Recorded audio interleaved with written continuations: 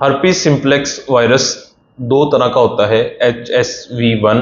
इसमें जो आपका फेस होता है, मुंह के इर्द गिर्द पानी वाले व्हाइट कलर के छाले निकलते हैं, और HSV2 में आपकी शर्मगाह के करीब इसी तरह के दाने निकलते हैं। इसकी अलामत जो है वो आमतौर पे जल या जलने का एहसास होता है, यूरिन करने के दौरान शदीद किस्म का पेन होता है, और ये छाले फटते हैं और फिर उस जगह पे जख्म बन जाते हैं, और आपको बुखार के साथ कमजोरी फील होती है और पूरे जिस्म में दर्द रहता है।